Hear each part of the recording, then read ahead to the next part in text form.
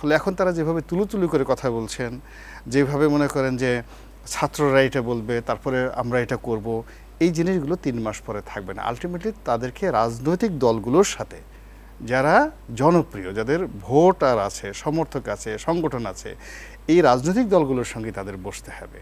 এর বাইরে তারা অমুক দলকে আমরা ব্যান করব, জামাতকে ব্যান করার জন্য কি চেষ্টাটা না করলে, দেখেন শেষ পেরেকটা মেরে দিল আওয়ামী লীগের পতনের জন্য। জামাত যদি আওয়ামী লীগের 35% আপনি ধরেন ব্রুট মেজরিটি, তো 35 ভাগ ব্রুট মেজরিটি, তার সঙ্গে পুলিশ, থানা, মিলিটারি এবং এই যে সেনাবাহিনী থেকে শুরু করে বিচার বিভাগ, সব জায়গাতে তাদের এত একছত্র আধিপত্য, আমার মনে হয় উত্তর কোরিয়ার কিমেরও এত ক্ষমতা ছিল না যেটা শেখ হাসিনার ছিল। সেই ক্ষমতা নিয়ে তিনি 15 বছর চেষ্টা করে জামাতের একটা পশমও ছিঁড়তে পারেননি। দিস ইজ পলিটিক্স, বিকজ ও একটা রাজনৈতিক আদর্শ নিয়ে সেখানে আছে। বিএনপির কথা বাদ দিলাম, বিএনপি তো কিছুই করতে পারেনি।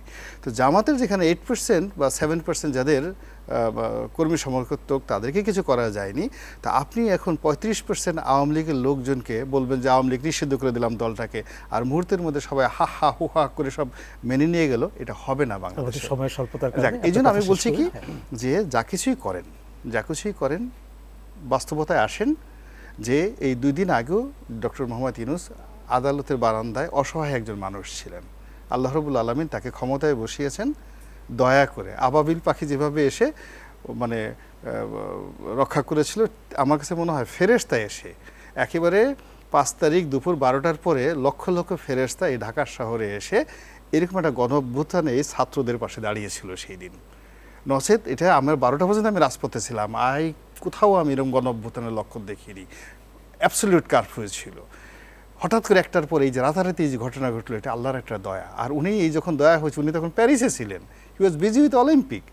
তো সেই জায়গাতে এসে ক্ষমতায় বসছেন। এখন তাকে রিয়েলিটিটা বুঝতে হবে যে আসলে 5 তারিখে ঢাকা শহরে কী হয়েছিল। 5 তারিখে ঢাকা শহরে যে এখন যে সমস্ত লোকজন ক্ষমতায় বসছেন, একজন লোকও রাজপথে ছিলেন না। আমি বলছি, একটা দায়িত্ব নিয়ে বলছি যে একজন লোক এই উপদেষ্টা মণ্ডলীতে সকাল 10টা থেকে দুপুর 1টা বা 2টো পর্যন্ত আমাকে বলতে বলেন যে আমরা রাজপথের ওই পয়েন্টে দাঁড়ানো ছিলাম, যারা এখন উপদেষ্টা মণ্ডলীতে আছে, ওই যে ছাত্রদের 2জন নেতা ছাড়া, সময়ের স্বল্পতার কারণে কাজী